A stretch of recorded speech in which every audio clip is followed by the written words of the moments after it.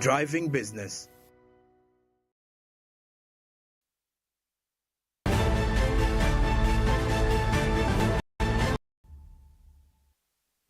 Bweteri kasike koonera ddala ssaawa 7 kasika akalimi kakoona bwettiri nezibeera ddala ssaawa 7 omanyirawo nti no program Uganda Tukole ebe egobye ku mpewo oba ku mayingo ga Smart 24 TV njogera okubanga mbaanirizaako ku program enaku olwaleero ennaku z'omwezi 21 omwezi gwa 8 tugukontandisa okubanga tugukomekkereza ate nekiwalabye embeerawo buli lunaku Monday paka lunaku lwa Lwakutaano ssaawa ziba 7 paka ssaawa 9 nga nkuba amawulire mangi nnyo g'oteekeddwa okubanga omanya nga tumulungula mu nsonga mpitirivu nnyo ez'enjawulo zoba nga tewategedde ate ne tuba nga tukusigira n'ekifaananyi buti eggwanga bwe liyimiridde ate kutwalizaamu n'ensi yonna mawanga ag'enjawulo wenzijidde ku mpewo ndabyekaawo ekire ky'enkuba nga ebire bikwatiridde awo mu kwetola n'ekibuga Kampala so ndowooza obudde bwonna twandisuubirayo akakuba olunaku olwaleero kuba engeri ebirenge gye bitambuliramu ddala olabira ddala nti nno twandiba nga tuyinza okuba nga tufunayo ekire ky'enkuba ddala mu kibuga Kampala kitegeeza kiggwe naali eyo ng'oteekateeka okubanga ojja ng'olina enteekateeka ezijja mu kibuga Kampala manvuuli n'ejjampa ebintu ng'ebyo tebirina kubanga bikuva kumpi ate nosobola okubanga munange oteekateeka bulungi nnyo olugendo kale mbaaniriza bebaza emirimu gye mutuusizzaako engalo olunaku olwaleero olunaku lwakusatu kansiba ebintu bitambulira ddala bulungi nnyo abali mu mirimu egy'enjawulo abali mu arcades ez'enjawulo munzikirize in a special way program eno njiweereze abantu abakolera mu butale obw'enjawulo bamaama abakyala abasindika ebigaali abayola kasasiro mu butale market officers abakulembeze mu butale abalina bireediyo eby'enjawulo mu butale nga mukolera mu butale nammwe abatwalayo ebintu mu butale mbaweereza programu eneyinja mwebala kubanga mutulaba obutale buyitirivu nnyo muba muteze akasazo ddala ssaawa 7 muteereddeko ddala Smart 24 TV nga mwamaaso nga muzigobirira ddala bulungi nnyo nja okutumirako n'okwebaza abantu abatulabira Entebbe bannaffe abatulabira wonna Ntebbe Kitende Sesa Bweya Kajjansi Seguku Lweza gendera ddala wonna ogenda eri bayita ababiri kutuukira ddala ate nabutundu ebira Kigo mukole ddala mu gwatendo nnyo abatulabire munnamwaya mwebali nnyo okubanga mutulaba wano ku Smart 24 TV abatulabira mu offices ez'enjawulo ku mirimu egy'enjawulo nga mutega ddala bali mu financial institutions zino financial institutions gamba nga bank forex bureaus muzikiriza ate mu ngeri y'enjawulo program eno mbenga baagaliza nga njibaweereza nammwe abali mu office ez'enjawulo abatulabira mu staff rooms amasomero kati kyo abasomesa mutandise okubanga mugolola ebibuuzo muli mu kukolera bibuuzo engeri abaana gye baawumudde naye nga mutaddeko Smart 24 TV mukolera ddala omulimu gwa ttendo nnyo okuba mbanga mutwegese amaaso nyo okutumirako ab'Ematuga Kawanda tambulira ddala genda eyo Nabbombo Road ate era kabantu b'Ekakumbiro Fort Portal people watching us live from Gulu mukuli ddala omulimu gwa ttendo nnyo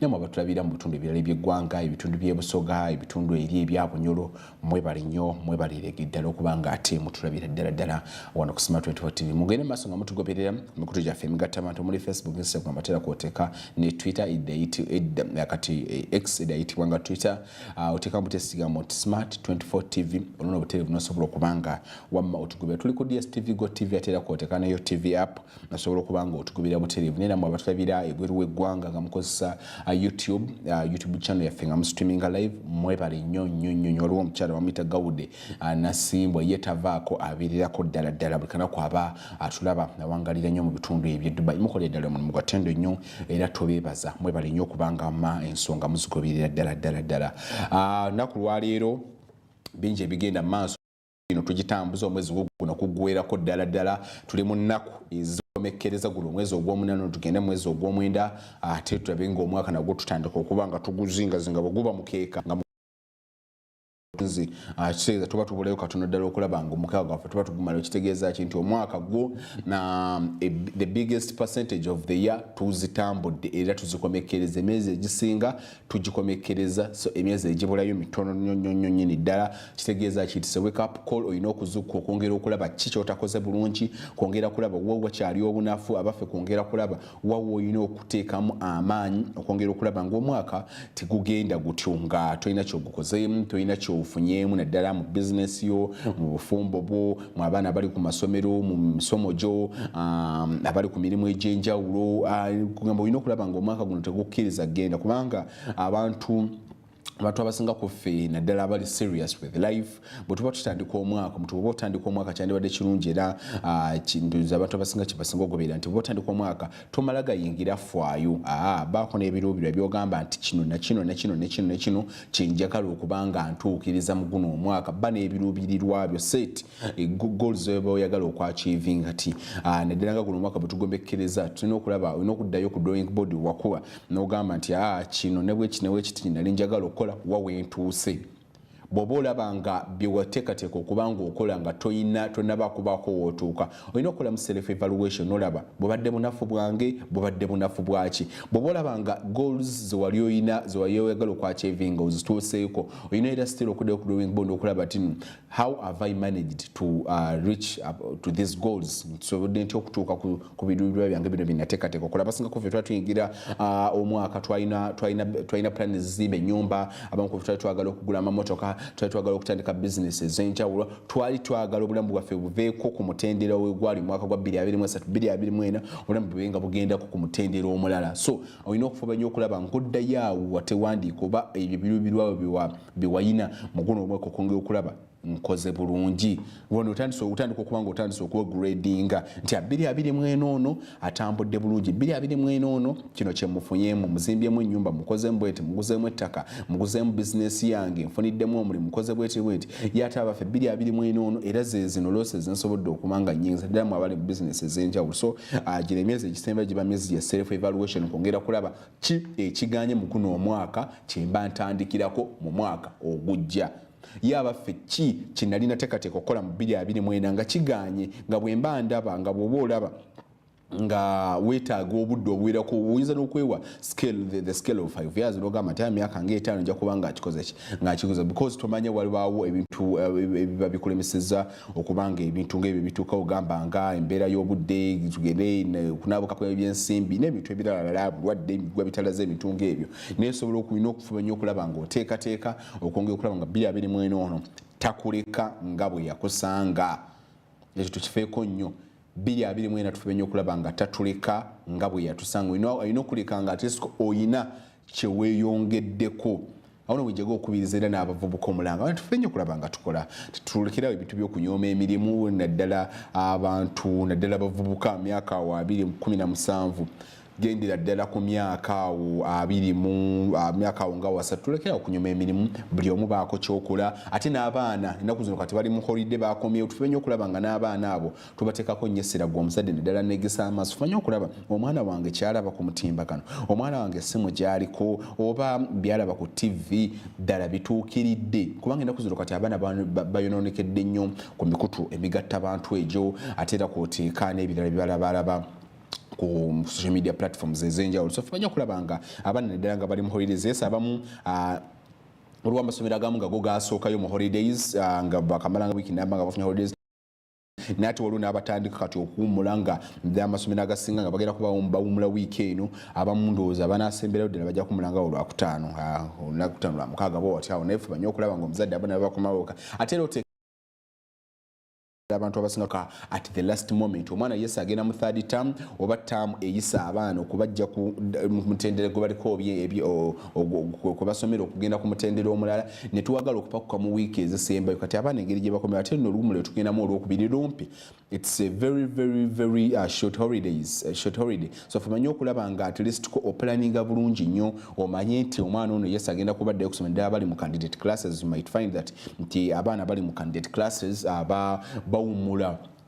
bawumula wiki nga wiki emu wiki bbiri basobola okubanga bakola ki nga baddayo okulaba nga bamaliriza curriculum so fumanye okulaba nga omuzadde oteekateeka bulungi nnyo okulaba nga atesitko tunagendera mu kuddamu olusoma lwa ttaamu ey'okusatu nga wamba ebintu tebikuyingirira ddala obanga tebikukoseza ddala kale ako kabadde kaloozi kebadde jawo okuwa ku bazadde naye njagala okubanga basigire kifaananyi right now mu kibuga Kampala ndoze kikubaako bakatandise okubanga katonyera gwe naali eyo ateekateeka okubanga ajja mu kibuga Kampala akakuba katandise okubanga katonya mu bitundu ebiwerako eby'eggwanga so olina okufuba nnyo okulaba nga manvuliyo ekuli okumpi ate ekoteka jampa ndi okongera okulaba means of transport kijogenda okubanga okwesa abantu abasinga afuluma ebweru nalaba tugezena ddala nga ajja mu kibuga Kampala obanga alina gyagenda nalaba nga obudde butandise okubanga bukwatira ekido butandise okubanga bubindabinda nga mala ayagala kubanga atonya naye na means of transport gy'abasaze oluusi n'asala obanga bodaboda ninga asobola okufuna nga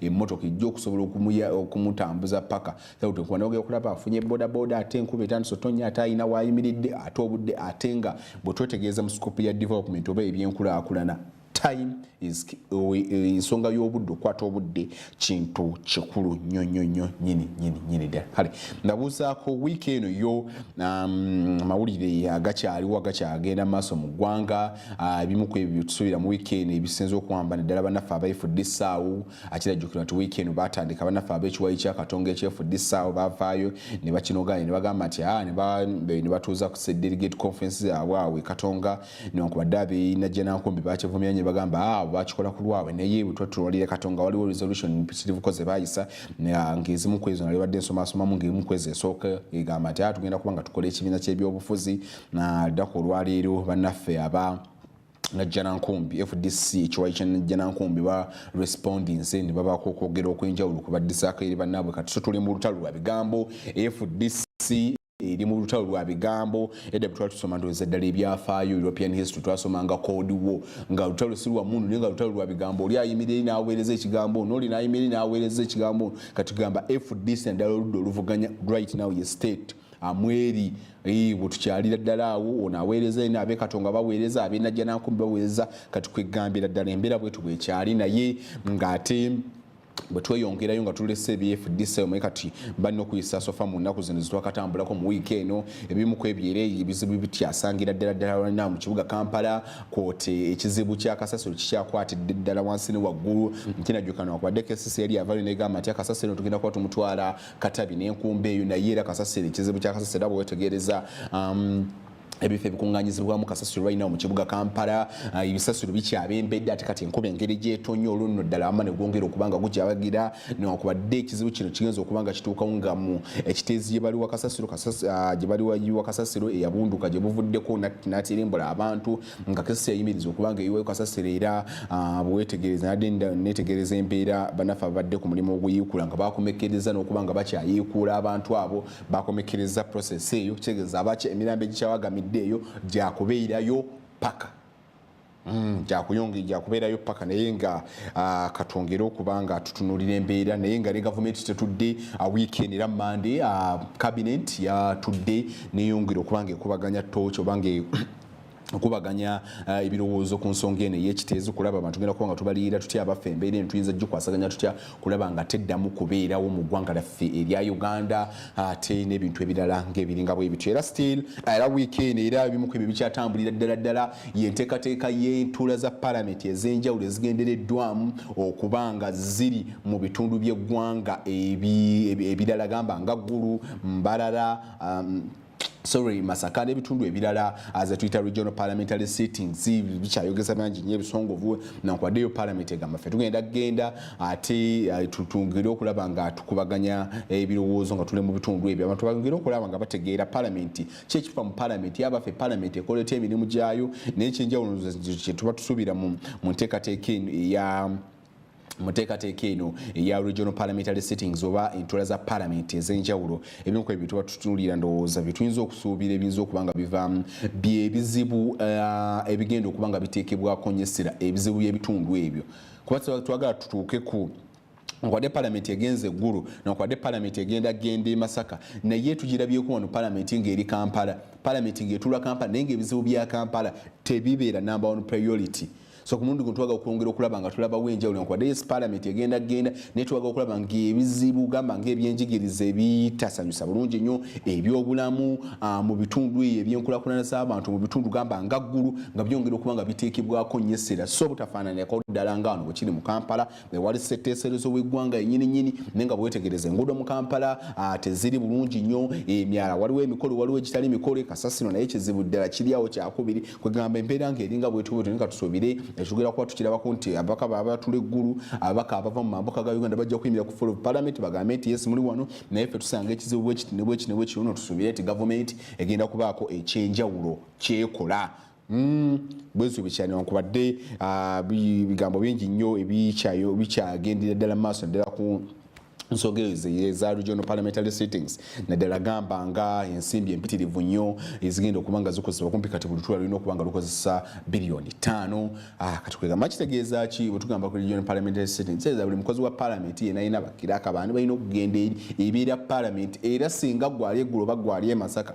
ogenda n'obba peeni awo we bateesereza oba mu kisaawe kitegeeza obbye parliament obanga alumbye parliament wano kitegeeza balina otwala abakuuma bonna bakozi ba parliament nobatwala eyo kwegamba mbeera bwe tukina ebirungi nate kina ebibi wabula ate kina n'ebirungi byamu kakati olunaku lw'eggulo era mu ssetteeserezo w'eggwanga eyo ababaka abatula akakiiko ka paalamenti ak'ebyensimbi bagobye ezimu ku kampani ezanjuddwa okusonyiyibwa emisolo olw'ebizibu byezisanga mu kuddukanya emirimu zaayo manyi kati mu ggwanga lino erya Uganda kyafuuka baana baliwo nti waliwo amakampani agamu gavumenti gesonyiwa emisolo nga bagateeka kulitse bagamba bannange ffe emirimu tegitambula bulungi era bannange emisolo gitufuukidde emisolo temulaba emisolo lwaki bantu temusaasira emisolo era gavumenti nebasobola okuba nga ebakwasa bagamba ati amwe babanja omusolo gwa sente mmeka tuweze atubasonyiye oba tugenda bakwasisaako bwetu nekano bwekityo ababaka batabukidde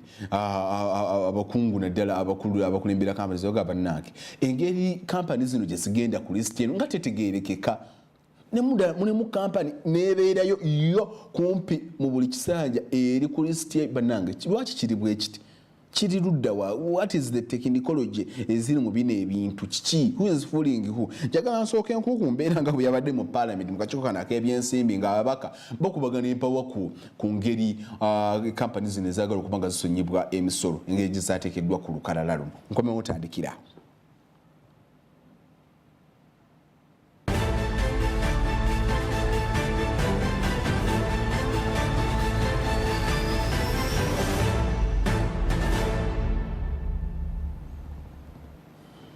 And you know, the ownership, the shareholders in the company as the revenue authority, do you?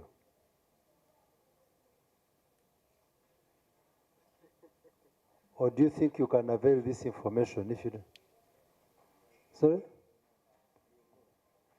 We know the directorship of the company. We may not know the shareholders. May not know. I think, members, this information, we can get it. Let's not bother URA over that. Sure. And there is something you said that, and members have noted it throughout the entities we are talking about.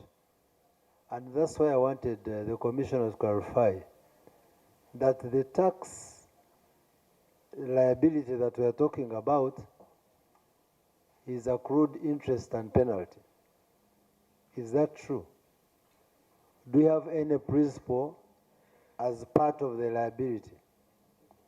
Can you explain? Yes. We had asked for a breakdown. Why did we ask for a breakdown, honorable colleagues? The purpose of asking for a breakdown was to guide us, because we know we passed a tax bill here that enables taxpayers to benefit from the penalty and interest. So that now we know what is it in terms of liability that is pertaining to the principal tax. And that's what I wanted you to show us.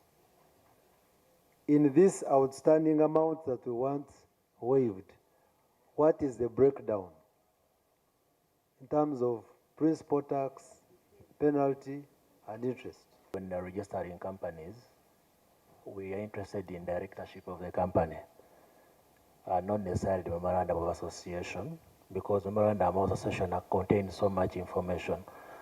What was required was memorandum. What we have, if it had been specific, if you are interested in ownership, we do not have ownership, but we have directorship of the company, because the company is directed by its directors. So when you're asking for a team as a company, we ask for the directors, which is presented through a company form 20, which is a URSB form. That's the one that we have.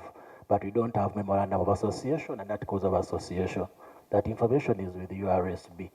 Even when URA needs it, we ask for it from URSB in case of lifting the veil to look for shareholders. Thank you very much, Chair. zistrugglinga kusasula emisolo, entities zafunamu ng'amasomero gafunamu obuzibu mu COVID ne zitandika kustrugglinga kusasula pay as you earn and ne zi accumulating interest ne principal. So tusaba nti tuziwe waiver, kye tuyita waiver tulina okufuna approval ya parliament. Yensonga endese wano ku defending position yaffe, request yaffe okuwa waiver companies 8 ezirina obuzibu mu kusasula emisolo. Andikira parliament ng'asaba kampani n'abantu kinoomu babasonyiwa omusolo gwe baali bateekwa okuwa. Mu abo mulimu kampani eya Ggwanga ne bagamba nti eyo ezimba barakisi ekaweeweeta nawa nti naye baalwawo gisasula, kati tugisasulire omusolo kubanga ena interest. Ekyewuunyisa UPDF bagiwadde kati n'okukola enguudo, ezimba ebisaawe n'ebizimbe, nti naye ate eyo barakisi zaayo waliwo kampani eyo Ggwanga emu bweti yokka ekola omulimu kuzimba bintu by'amagye. Tubabuuza nannyini waayo yaani, tebamwogera. Yatandika ddi, teboogera. Kakati ate bagirese mu parliament nti bane mugisonyiwa omusolo, ffe twalwawo gisasula sente zaayo ze yazimbira ekaweeweeta. So olaba nga ekisooka bwe kampani ebeera etya ng'omulimu gwayo bukyanga etandikawo nti yo yabyakuzimba, ezimba by'amagye. Ani nannyini waayo minisita agambye tetumumanyi. Lwaki yokka yezimba eby'amagye tasobola kukinnyonnyola. Kati waliwo omusajja omulala muyita Kananula nti ye real estate developer azimba mayumba n'agatunda, nti tumusonyiwe omusolo kubanga yalwala.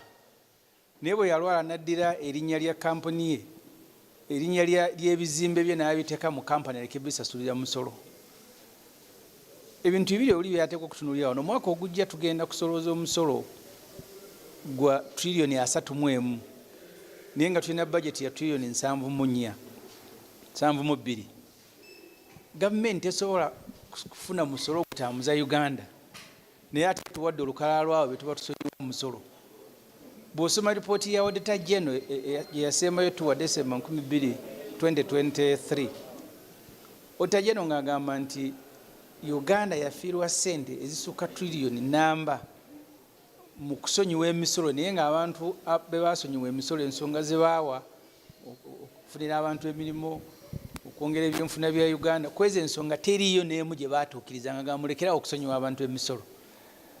Kati minisita azze nanga bimumubuuza nange sibimanyi.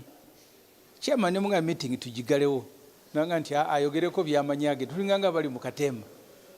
Amativu n'engeri tax exemptions zino wezibwebwamu abantu bangi ebweru eyo balina challenges nyingi ate nga zezimu, naye lwaki balonzeemu bano abatono, lwaki companies zino babeesinze ku ki? Kuba etteeka yes libawo olukusa okutunuulya kampani naye tewali procedure ntuufu egobereddwa nti ono noono beba meetings nti lwaki oli n'olita, ate nga bonna kumpi balina financial hardship. Kuba wotugamba nti omuntu oyagalamu exempting emisolo kuba mulwadde, Abanayuganda bameka abalwadde eyo?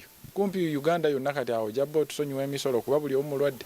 Abantu balina diabetes, balina cancer, balina ki. So eno si justification okuba nti owa omuntu exemption eno. Ogamba nti omuntu ali highly indebted.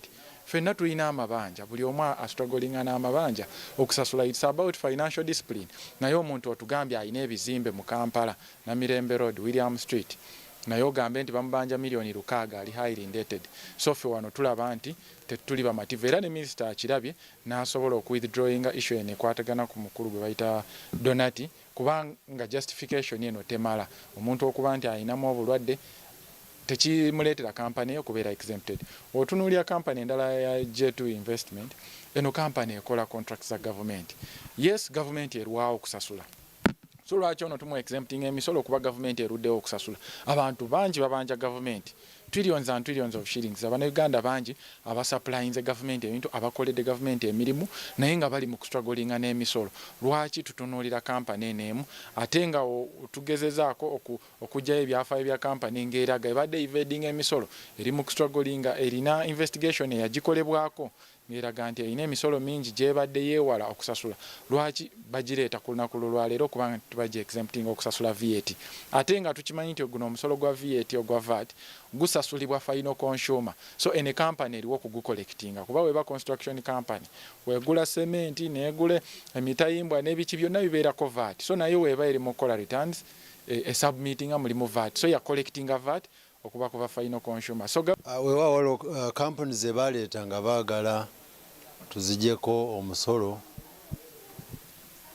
kwe balaba nti tebasobola kusasula kuba tulina emitendera gye tuyitamu okulaga nti kampuni baba bagireese tujekeneenya ne tugaa nti weewaawo eno eyise kubanga emitendera gye twateekako oba emitendera amateeka gye gateekako eno kampuni erabika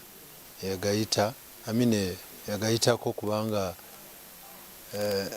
tuba tujekenenya nga batuwadde n'empapula eziraga kiki ekibadde kibabanjibwa ate kyajja kitya, musolo ki gwe tubadde tubabanja ate nga balemeddwa ogusasula, nakyo kireetedde obutasobola ogusasula.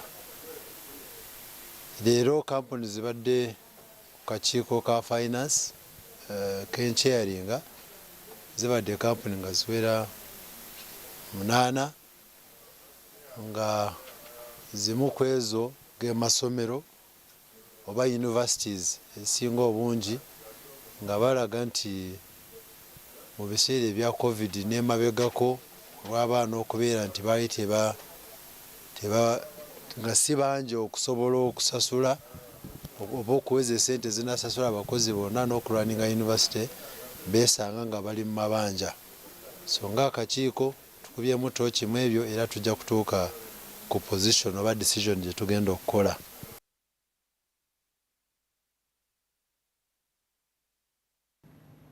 Butereevu bewuliddeko abo bakanja asooke kutalako mulango bakamba baffe bwenkomawo awo nnyini wengende okwongera okuba nga ntandikira ku nsonga eyo ey'amakampani agamu agaganiddwa ne gagobebwa okulaba nga tegasonyibwa misolo. Bwenkomawo otandikira.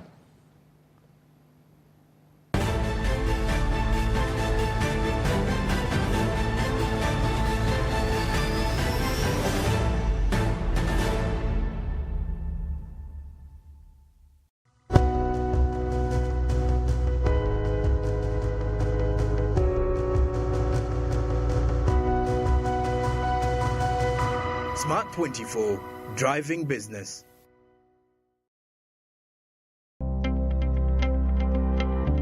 By the name, I'm called Geramia Roshan. I'm from Tukole district. I'm a single mother of 2 kids. I'm a saloonist, but I'm a born of Tukole, but I'm basing the saloon in Nebi district. It's in Nebi town. So I started this business. We are so much interested in hair cutting. So I managed to know how to reduce the level of the machine, and when it's becoming too hot, the way you have to reduce it. Then later, we learned how to apply tint. I came with my own tint, but they added it for me. That's why I'm looking so nice like this with my tint. Grow, generating growth opportunities and productivity for women enterprises.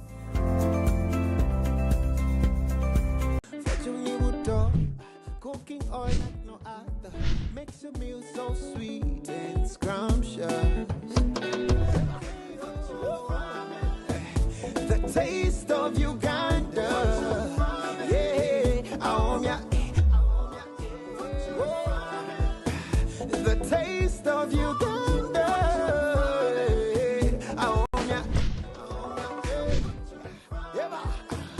the taste.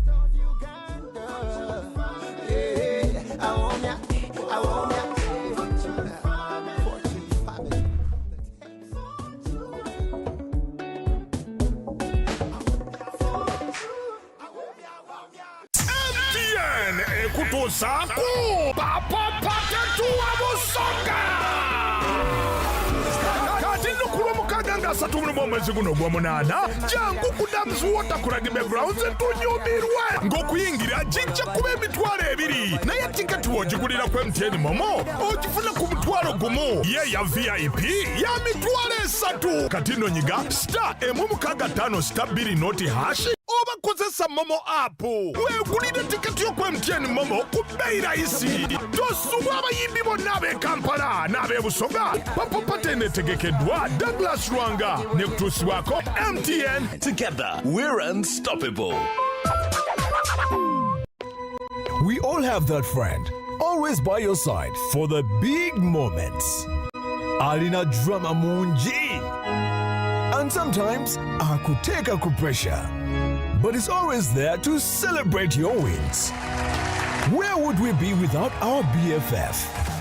This season, enjoy football's best moments with your BFF GoTV. Upgrade to GoTV Max to enjoy all the best football live on Super Sport. GoTV Uganda. Love it. Uganda fire! Endiba fire! Ababona fire! Bannange mwebale okuwagira Uganda Queens nga nambonezebwa okugulawo emiryango gye. Mwebale kwambala langi zaffe n'emijoozi gyaffe mu ssanyu. Muyiwawo omubiri wadde tuwangudde ne bwe tuba tukubiddwa eddiba.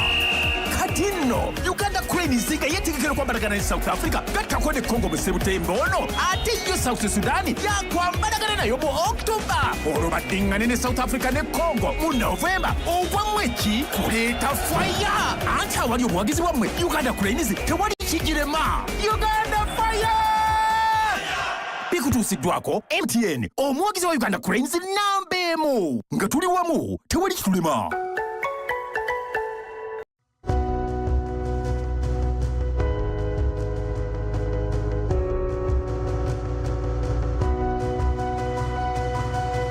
Smart 24, driving business.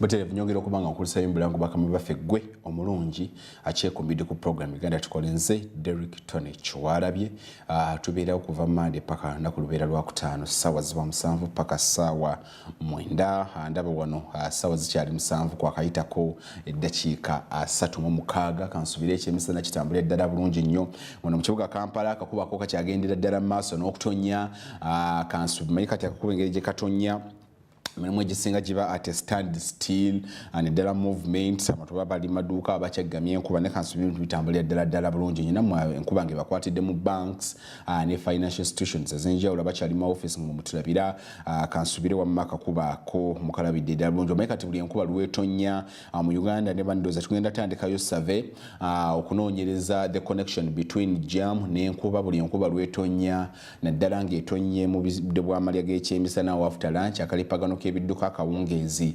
ng'okakasiza ddala nti ku nguudo eziwerako kaba kwikali so tufube nnyo okulaba nga engeri enkuba gyetonye tufunye ekiro ky'enkuba olunaku luno olwaleero naddala mu abali mu kibuga Kampala fube nnyo okulaba nga at least ko ojja kumanya butya bwogera okubanga ofuluma ekibuga oleme kubanga ate mukwano gwanga kalipagano k'ebidduka kakunyigiza ne kale yongera okutugoberera nga Smart 24 TV ku mikutu gyonna emigatta abantu ng'otekamu butesi kigambo nti Smart 24 TV effective ey'obusuubuzi esooka ey'okubiri ey'okusatu okutuukira ddala ku 10 tokoma bukumi kubanga ogoberera Smart 24 TV tulina ne Smart FM atera kwoteka ne ku NBS radio sobola okuba manga ogigoberera bulungi nnyo olunno n'osobola okubanga omanya ensonga nga bwe zikyagendera ddala maaso nako olwaleero bannaffe ab'ekitongole ky'ebibalo aba UBOS leero batandise okunoonyereza okwenjawulo baje tuyita survey okubala kw'abantu okwenjawulo okunoonyereza oba ebyo bannayuganda bye babagamba oba information oba data gwe babawa bwe bali mu kubala abantu mu mwezi ogwokutaano oba byali bituufu nakwongera kulaba abaffe bwe bajjayo babigeraageranye so enteekateeka etandise olunaku lwaleero nga sinajja kumpeewo mbadde mpayawayamu oko n'omwogezi w'ekitongole ekibala abantu ekyebibalo mu ggwanga ekika ekya UBOS omukulu Didicus Okoth ategeezezza nti enteekateeka eno egenda kumalira ddala ennaku 5 so kitegeeza kigwa munnayuganda negesa amaaso ndaba bw'olaba bannaffe aba UBOS bw'olaba bannabba enumerators nga bazze nga bali mu kubaako ebyenjawulo byakubuuza manya nti enteekateeka eno ya gavumenti ate era bawe information eyo gye baba bakusabye titwagala mwekwasa ate badde njogera munenga nga ategeeza nagaba banaagaana amateeka gajja kuba nga agongera okuba nga gabakwatako naye mbadde ebimu ku ebyo naddala okubala kuno okw'abantu okw'enjawulo waliwo ebitongole ebimu oba institution ezimu ezitagenda kuba nga zibalibwa gamba naddala abali mu mulimu guno ogw'okuvuga ebimotoka biri ku lulana tebagenda kuba nga babalwa ate era kwoteekamu n'abali mu mulimu guno abali mu butale abali mu masomero hostels institutions gamba nga tertiary institutions universities tebagenda kuba nga babala abantu abanasangibwa eyo tebajja kuba nga babalwa barracks police tebagenda kuba nga nabo babalwa ate era kwoteeka n'abali mu nnyimbe tebajja kuba nga babalwa bwetegereza era still abali mu seminariyo abafather abali mu convent z'abasista mu bigo by'abasista nabo tebajja kubanga babalwa mayumu maka g'abakateyamba ne tebagenda kubanga bagendayo kubanga babalabula ku mulundi guno okubala kuno basave eno oba okunoonyeza okwenjawulo bagenda kutesenga nnyo okuteekesera ku maka households okwongera okulaba mbadde njumpa yawe yamune mukulu w'okothe nga tegeeza agamba nti awo inumerator wanaakusanga bagenda kuba tebajja kuba nga balifaringa ku assassinate yaliwo edda mu gwokutana bagenda kuba nga bakulifaringa ani yasuzeewo ekiro ky'olunaku for example case in point singa olunaku olw'enkya inumerator jewu ajja kuba nga akubuuza ani yasuze wano ne bw'anaaba anaakusanze ku lunaku olw'omukaaga ajja kubuuza ani yasuze ekiro kino ekiro ki ekyakesezza olunaku olw'omukaaga bajja kuba nga bongera okuba nga bakubuuza so tufube nnyo okulaba nga tujumbira enteekateeka za gavumenti baba bazze fumanye okulaba nga abantu abo ate mukwano gwange temugira kuteekawo nnyo mbeera ng'enjogenda ku zino bweri tukirize batubale naddala saveni webankulu nyewe bwetegereza amawanga gonna gonna naddala agasinga okuba nga agakalinga out census bwe bamala census baddamu ne bakola survey okwongera okulaba abaffe ebyo bye twafana mu census eno mu kubala abantu bituufu oba si bituufu newankubadde tekiina nnyo kyakikyusa naye waliwo ati byalo bikyukakyukamu okuyinza ogamba yaba ne information abantu gye batuwadde sintuufu kuli gye batuwa kyusekyusemu naye nga nteekateeka nkulu nnyo so amateeka gajja kukwatako gwe wenna gwe banajjira nti bazze okubala n'ogaana gajja kuba nga gakwatako ebimu ku era still mu nteekateeka eno ey'okubala abantu okugitandisa olunaku olwaleero okw'enjawulo bimu ku ebyo naddala ebize byogeza bannayuganda obwamaze ensimbi empitirivu ennyo ziteekeddwa mu nteekateeka eno ey'okumala ennaku egenda okumala ennaku 5 ensimbi ezisukira ddala kati mu biliyoni 2.2 eziteekeddwamu okulaba nga mu nnaku just 5 nokodde abantu badde bagamba ye bana ensimbi nga mpitirivu nnyo nokubadde kiki naye research nali mpayawa ya mukono mukolo kwa nagamba bana research ali very expensive nnyo kiba kizibu nnyo ekya research ono n'abantu benyini ba technicals abagenda okubanga bamukola tulina okubasasula okuba facilitatinga n'okulaba nga entambula yabwe tugiteekateeka bulungi nnyo okwongera okwewala emitawaana nga bwe gyagwawo omulundi guli ogwayita oba okusomozebwa okwaliwo okwenjawulo naddala mu nnaku ezaasookera ddala census kwe yatambulira ddala so bw'obalaba mu kitundu kyo tobakuba nedda bali ku muteekateeka ya gavumenti eno abantu tumanye tuli bameka nga ziri full details tumanye nti okubala abantu nakwo kuwedde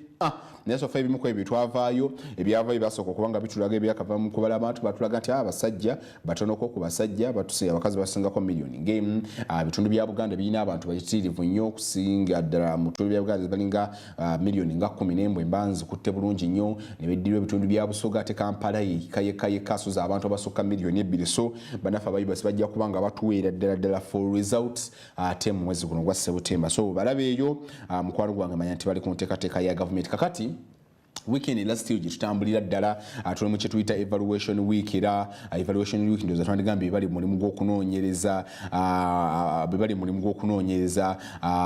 abategesi okunoonyereza abategesi olukuŋŋaana okwongera okwekuba mu tooki okunadamu gwe balimu ogw'okunoonyereza mu kusobola okuwabula gavumenti mu nteekateeka zaayo naddala ebintu gamba ng'engeri gye bayinza okukwatamu obutonde bw'ensi ne policies ze bakola era ndowooza omukulu ayindira ddala gukyagenda ddala maaso awo ku Uganda Management Institute era olunaku olwaleero ndowooza omukulu Ssaabaminisita w'eggwanga lino Robin Nabbanja Musafiri agenda maaso wakyayogerako nabo naye olunaku lw'ejjo twalabyeko abakulu abawererako ddala ne Honorable Kasule Lumumba okubeera ddala mu ofiisi ya Ssaabaminisita ate nga bumanyi nti ofiisi ya Ssaabaminisita y'emu ku ezo eziyambako mu kunoonyereza mu kwevaluatinga policies nga bwe zitambulira ddala ebintu nga bitambulira ddala mu ggwanga. Njagala nsooke nkuko bannaffe bano bali mu mulimu guno newankubadde thiimu y'omulundi guno gye bakulembeza kwongera kulaba nga bataasa obutonde bw'ensi kwoteeka n'obumu mu bantu. Yansooke nkuweeko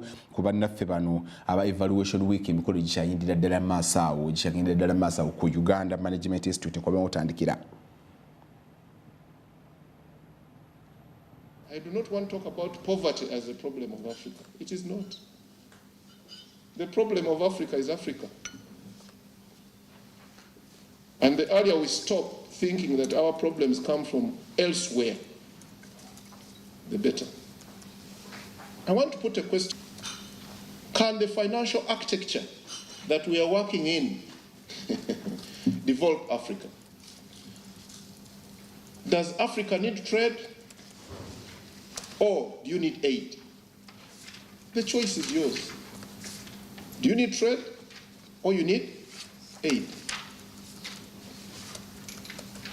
And while I was walking here, I know that a lot of our brothers from the central bank are here. I want to ask you a question. Where do you bank your reserves?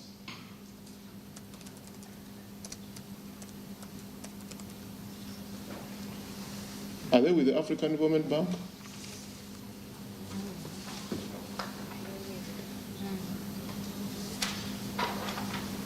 Where are your reserves? Africa. And when we bank these reserves, wherever we bank them, what do? They are just kept there for us? Or they are being used to develop? Why don't we bank our own reserves? I am sorry, sometimes I can cause a lot of trouble in this world. They call me a socialist, but I don't look like a socialist. I am actually an aging, handsome man. But you people were not laughing. I wanted you to laugh. Brothers and sisters, where do we bank our reserves? In developed economies. And what do the developed economies do with our reserves? And then what do they give us in return? Debt. And how much are our reserves? If you added all the African reserves, how much are they? And compare it to your debt. African Development Bank, my employer. I sit there and I'm on a plane all the time, arriving on the tarmac. I am the African Development Bank guy has arrived. And we don't manage our own reserves.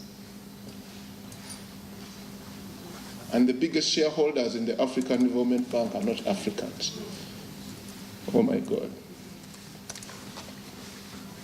Yet when I sit here in a strategy, we say, you need a certain share of the banking assets to be local, isn't it?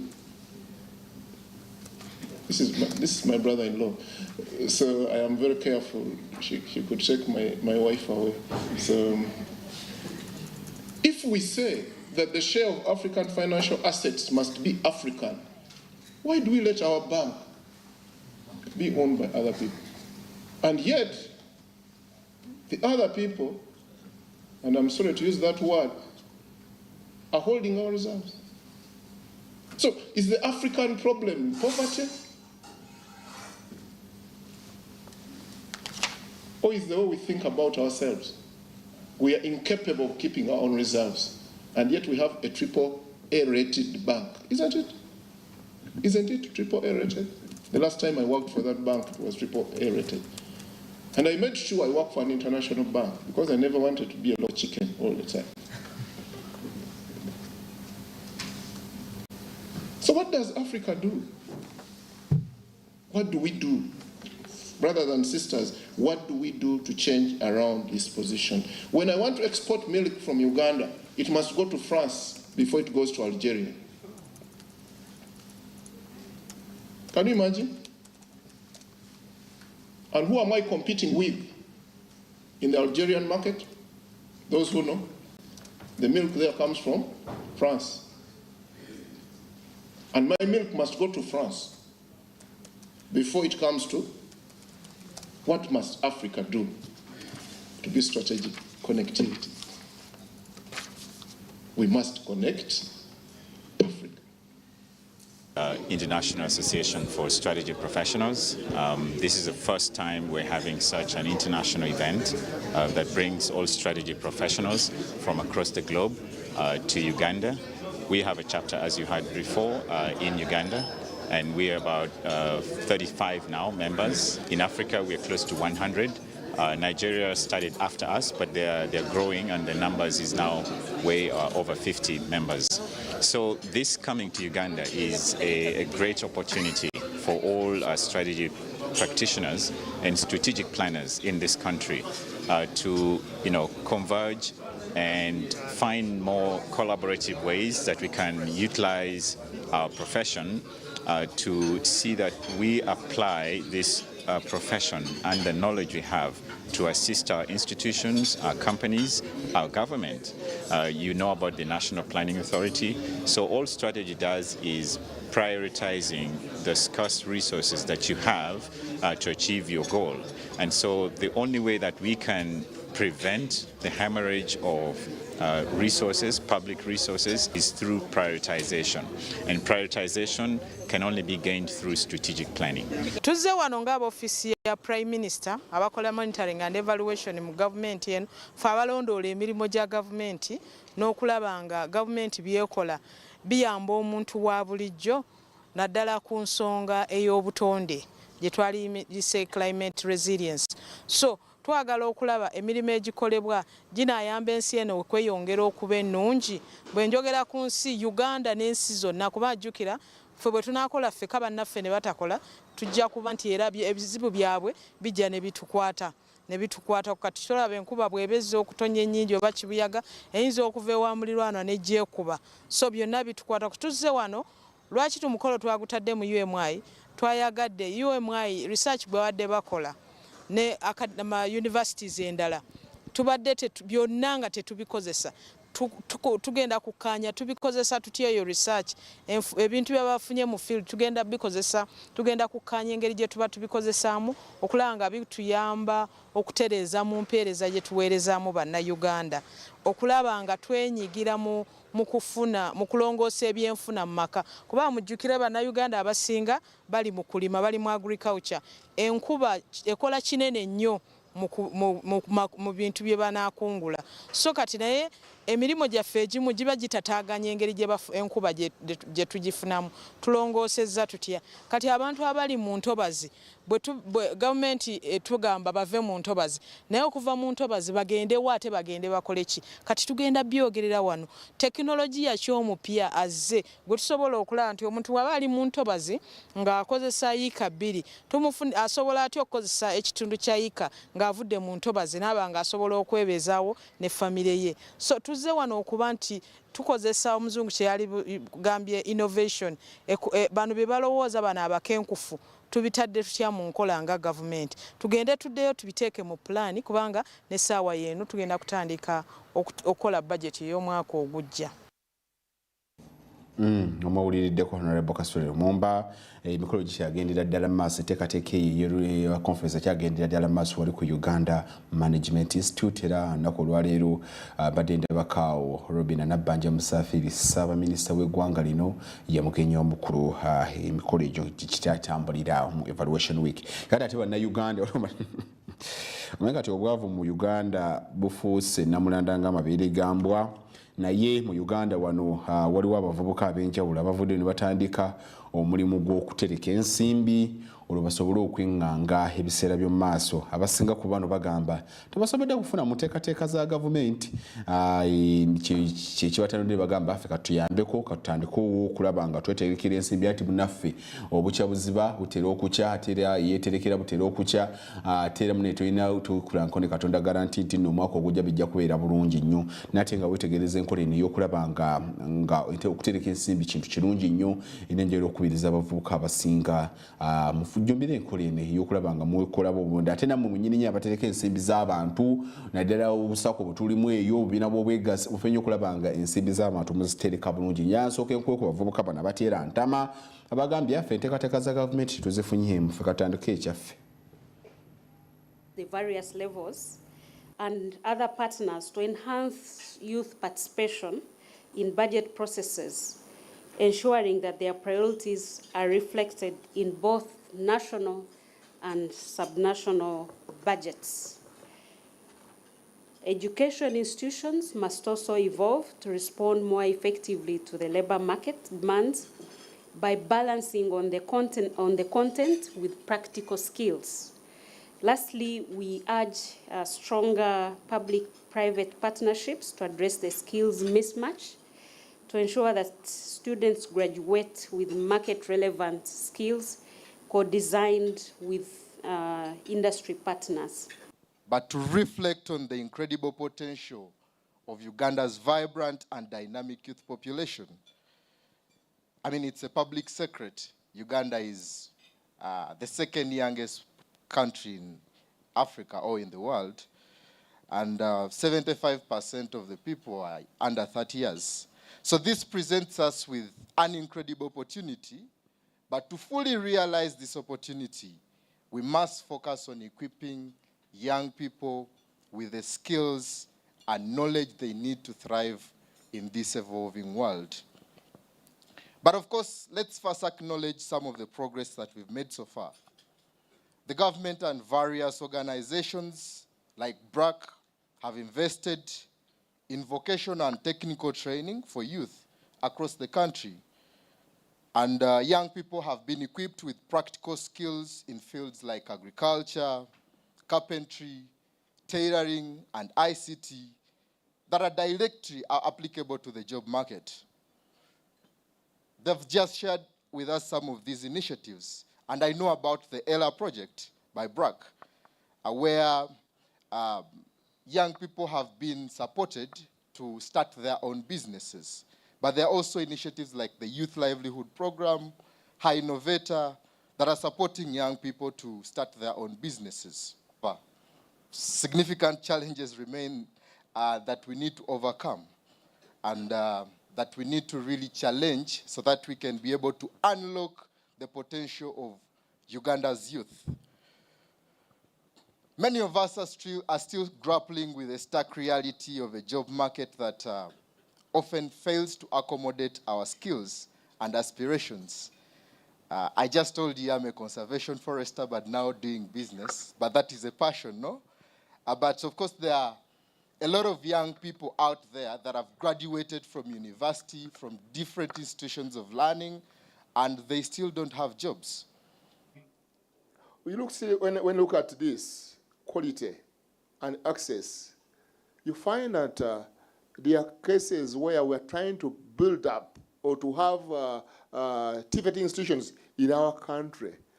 We have the MPs said they wanted a TVET institution per sub-county. But now we are not looking at the sub-county. The sub-county is too small. If we flooded them with the TVET institutions, then we may end up losing, and TVET is so expensive. So what have we done? We have looked at the districts now. We have got 44 districts that we have identified, the one without TVET institutions. A concept paper has been prepared. It's already with the finance, Minister of Finance, and we expect funding in the coming financial year 25-26. However, any donor is welcome in that respect. We shall be very grateful. Bwe twava mu COVID abantu abamu balekerawo okukola ne bafuna obuzibu kakati abantu abatandika nga tulinga 5 ne tujja nga tukendeera wenjogerera kati tuli abantu 211 naye nga ate mu 211 nga bwe tuli si ffenna nti tusasula essente ezo mu budde bwazo mulimu abatasobola kuzisasula nga bagamba nti nno nti tebalina mirimu bajja kuleeta mpolampola kasita otutuukira n'otugamba nti nze nja kuleeta mpolampola kubanga klabu yaffe si ya buwaze si ya kirimaanyi kya mpolampola tukkiriza era ne tukuleka osasule mpolampola wabula kye tugamba nti bwe tunaatuuka mu bbanga ng'omwaka gumu oba mwaka gumu n'ekitundu mu maaso essente bwe zinaaba ziweze bwe tunaaba tufunye engeri bapartners kuba tubadde twogera n'ebibiina ebimu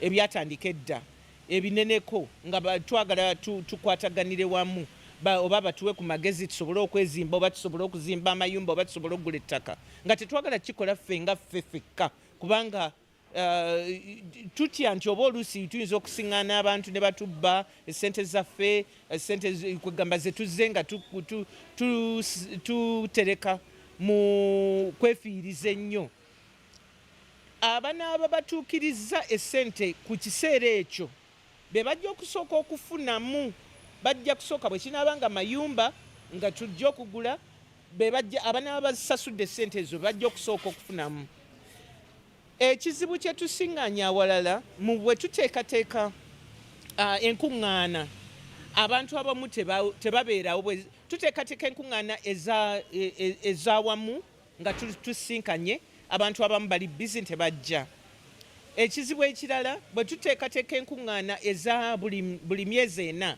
ne tugamba nti tubeere ku masimu gaffe ku mutimbagano gwe bayita Zoom oba ku mutimbagano omulala ogwa Gmail abantu abalala tebasobola kujja olw'ensonga ezimu eziteebereka abamu bagamba nze nsevinga mukwano gwange oba omwami wange oba omukyala wange tamanyi nti nkikola kino abalala ne bagamba nti nabadde bizi kakati bagenda okudda nga tuyisizza ebiteeso n'ebintu ebyokugoberera nga bo tebabimanyi ne bakaluubizibwamu ne balowooza nti oba bye tukola si bituufu naye nga tugezaako nnyo okwegendereza engeri gye tukwatamu ssente zaffe kubanga zaffe ffenna mu bugenderevu ennyo tewaliiwo n'omuntu n'omu ajja okusobola okuwandiika check ajjayo ssente ezo ng'abantu abalala tetutegedde ate naawe bw'oba weegasse ku kibiina ekitereka ssente kitegeeza nti osobola okufuna okwewola mu ekyo ekibiina so ekirala kyosobola okufuna mu stress free era kyetuguddewo kyetulonkize leero nti bammemba basobola okujja ne batandika okwewola ku ssente zaabwe ate ku magoba ago matono ennyo wakati amagoba ge tuwa omuntu ayinza okugamba mu ssente muzijja wali nga bw'owulidde stress free